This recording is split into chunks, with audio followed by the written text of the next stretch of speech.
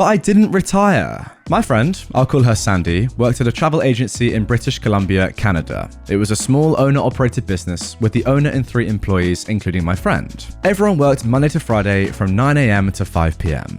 One of my friend's co-workers, I'll call her Jane, an older woman in her early to mid-60s, was a long-time nuisance employee. Among other sketchy behavior, Jane was always scamming ways to take time off over and above her official paid vacation time. In order to make up for the lost hours, she would claim overtime hours and pay by supposedly going into the office in her off hours to finish up work without being requested to do so by the owner. Despite being caught in her own lies on a number of occasions and being warned about trying to claim for unsanctioned overtime, the owner of the travel agency was reluctant to officially reprimand Jane or get rid of her. The reason being is the owner discovered after she'd hired Jane that Jane had actually been fired from her previous job at another local travel agency for pulling the same stunts. However, Jane had sued her former employer for unfair dismissal and had won a settlement. After a few years of my friend Sandy working at the travel agency, the owner was ready to retire and offered to sell the business to my friend. Sandy took her up on the deal and took over the business while keeping on Jane and the other employee. Once again, just as the previous owner was afraid to get rid of Jane, so was Sandy for fear of being sued. When Sandy took over the business, she instituted guidelines regarding taking time off, and she established an official no overtime policy. Jane would still try with her shenanigans, but was far less successful in getting what she wanted with my friend in charge. However, Jane still had one trick up her sleeve when she wanted to take time off on a whim. Sandy was a divorced single mum of 2 boys who were heavily involved in youth hockey. She would sometimes leave the office an hour or 2 before closing to get her boys to hockey practice or a game.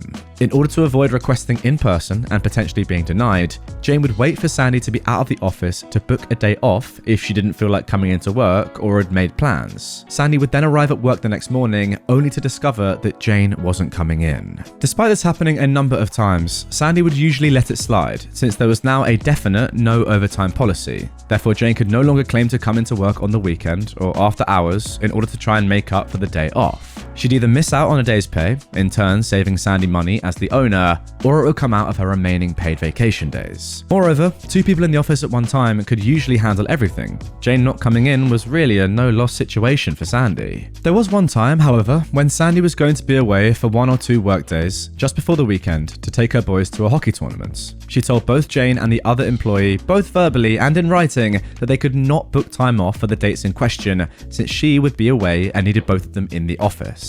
Within a few days of giving this notice, Sandy went into the office on a Saturday to do some paperwork and go through the sales for the week. This is when she discovered that only the day before, Jane had booked a trip for her daughter and son-in-law to Las Vegas, as well as a plane ticket in her name to Calgary, where her daughter lived. Both the trip to Vegas and the ticket to Calgary coincided with the date Sandy would be out of the office. Sandy then checked the vacation booking schedule to further discover that Jane had indeed booked the days off that she'd expressly been told she couldn't have. Not mentioning she'd discovered the travel Jane had booked for herself and her daughter, Sandy emailed Jane, telling her she would have to deny her the days off since she'd already been told they were unavailable, because she, Sandy, would be away and needed Jane in the office. Through a continued series of email exchanges, Jane replied and outright lied to Sandy with some excuse about her daughter getting some long-awaited medical treatment or surgery, and she needed to go to Calgary to help out for a few days and look after her granddaughter. Sandy replied to this lie by telling Jane she knew about the trip she'd booked to Vegas for her daughter and son-in-law, that Jane's trip to Calgary was most likely to babysit her granddaughter while her daughter was in Vegas, and that she would still have to deny Jane the days off, especially since she booked them after being told they were unavailable. Jane countered in her subsequent reply, without even addressing the fact that she'd been caught in a lie, that she had been a dedicated employee of the travel agency for several years and couldn't understand why she was being treated so unfairly after all she'd done for the business. She then wrote that since she wasn't being treated as a valued employee, she had no choice but to retire and was giving her 2 weeks' notice. Despite Jane's threats, Sandy replied that she would still be unable to grant her the days off and left it at that, without making any mention of Jane's threat to quit or retire. Sandy then contacted her accountant, who also acted as her de facto business advisor, and explained what had happened with Jane. Also aware of Jane's previous shenanigans, Sandy's accountant told her that this was the out she'd been looking for with Jane, and she had it all in writing. He told her that Jane had essentially resigned and retired, and all Sandy needed to do was honor Jane's desire to do so. Let her finish out her 2 weeks, or pay her 2 weeks' wages in lieu with no further severance pay legally required since she hadn't been fired. The following Monday, Sandy went into the office early, accompanied by her long-term boyfriend, to act as a witness. She put Jane's belongings from her desk into a box and took the things that were property of the business. Since Jane was old school and had resisted inputting client information in the computer database, this also included a small box filled with index cards which had client phone numbers, addresses, credit card information, and other personal information noted on them. In the meantime, the other employee had arrived for work, and they all waited for Jane to show up. Jane arrived just before 9, acting as though nothing had happened, and greeted everyone with a "good morning" as she walked through the door. However, she was apparently taken slightly aback when she noticed Sandy's boyfriend seated in the far corner of the office. At this point, Jane was midway to her desk when Sandy informed her that there was no need to go any further, and that she had accepted Jane's notification of retirement. She then handed Jane a check compensating her for the hours she'd worked in the current pay period, as well as 2 weeks' wages in lieu of Jane finishing out her final 2 weeks before her retirement. Jane was dumbfounded and went into panic mode. "But I didn't retire. I'm not ready to retire." Sandy responded that indeed she had retired, given her notice, and had proof of it in writing.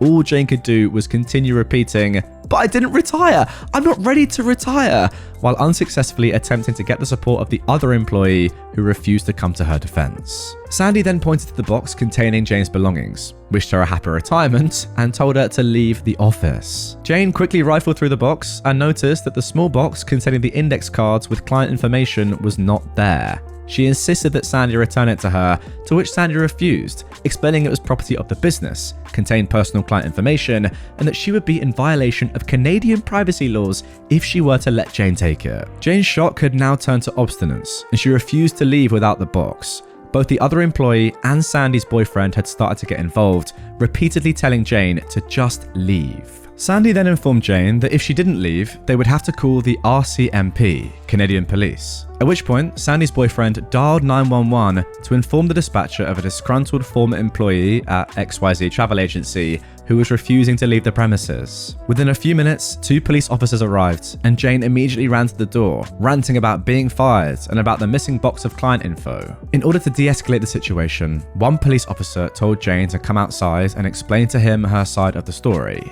The other officer remained in the office to hear Sandy's side, agreeing that Jane was not legally entitled to the box of client info. The other officer then re-entered the business and told Jane to wait outside. He said that Jane was insisting that Sandy was holding onto her personal belongings, namely a box of important information. Both Sandy and the officer who had spoken to her explained the context of the box to the other officer, who in turn agreed it was not Jane's property. The police officers then picked up the larger box of Jane's personal belongings, took it outside to Jane, and told her she needed to go home. To rub salt in Jane's wounds, the next day, Sandy put up a large sign in the window of the business congratulating Jane on her retirement, and even put a small announcement in the local newspaper doing the same thing. The icing on the piece of revenge cake was Sandy, when filling out the necessary government forms, so when an employee quits, gets fired, or retires, made sure to check the box labelled retired for the reason for Jane no longer being employed. By doing so, Jane was ineligible to collect unemployment insurance benefits. And there we go, a lovely little story of revenge to start today's episode. I've got to say, it must be pretty terrifying when you have a horrible employee like this person, like Jane, and you know their track record. You know that if you fire them or let them go, they're going to do everything in their power to sue you, and you know, they've got a good track history. They've won before, they might financially ruin you.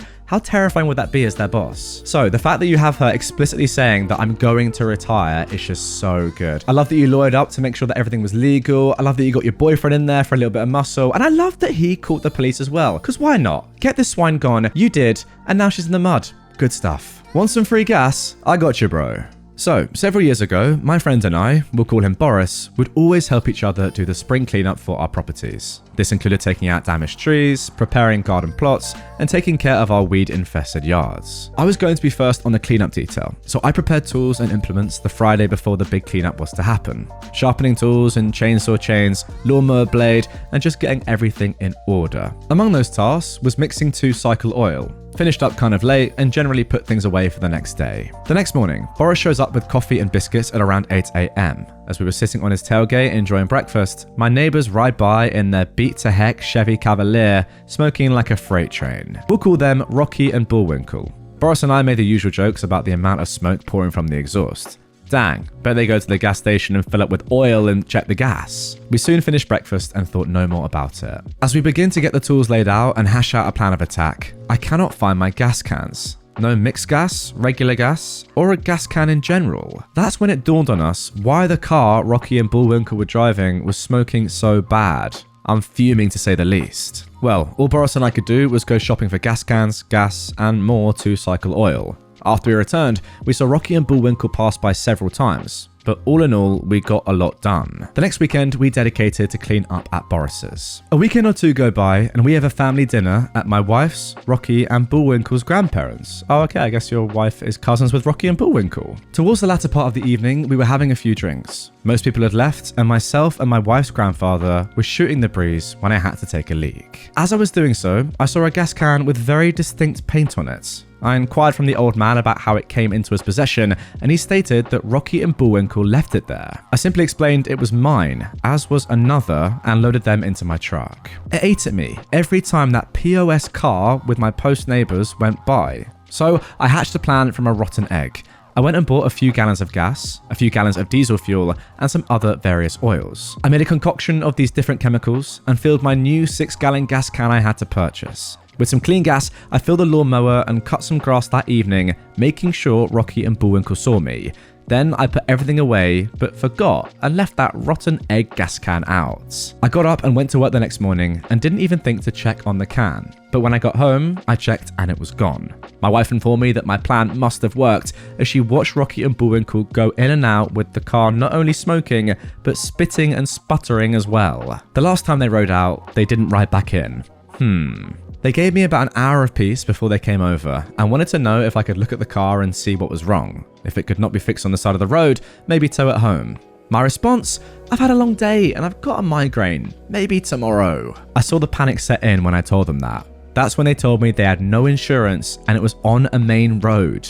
Tough luck. So the highway patrol did run across it and had it towed. It was going to cost them around $500 to get it out of impound, plus they had to have current registration and insurance. The car just wasn't worth that. Well, they're those type of people that good luck just falls on them, and the pastor for a local church gave them an old Taurus. It took me a few cans of rotten egg gas, but I got the motor to lock up after about a month. This time it quit in their grandparents' yard. So they scrapped that, and as luck would have it, they got their income tax returns. They bought a nice looking Ford F-150, but it began having problems too. Smoked really bad. They did take it to a mechanic that eventually found the problem. He got the truck running right again for about $1,500, and I've never had any more gas come up missing.